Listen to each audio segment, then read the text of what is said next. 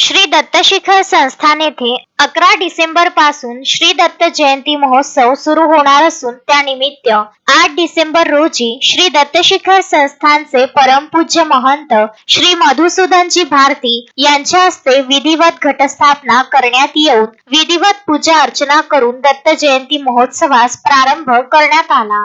श्री दत्तशिखर संस्थान येथील गादीच्या वारस साधू संत मंडळीकडून सर्व तीर्थावर कुंडावर जात पवित्र स्नान करून कलशाला अभिषेक केल्यानंतर सर्व निशान पूजन करत श्री दत्त संस्थान शिखर येथे परमपूज्य श्री महंत मधुसूदनजी भारती महाराज यांच्या हस्ते दत्तशिखर मंदिर येथे घटस्थापना पार पडली। वासुदेव भारती महाराज, मुख्य पुजारी दत्तशिखर, धनराज भारती महाराज, हरिहर भारती महाराज, वामन भारती महाराज, चिंतामण भारती महाराज यांच्यासह आखाड्यातील साधू संत मंडळी, शिष्ट मंडळींसह हजारो भाविक भक्त मोठ्या संख्येने उपस्थित होते। या घटस्थापनेचे पौरोहित्य ऋषिकेश जोशी रवींद्र जोशी यांनी केले। त्यावेळी सर्व अधिकारी कर्मचारी हजर होते।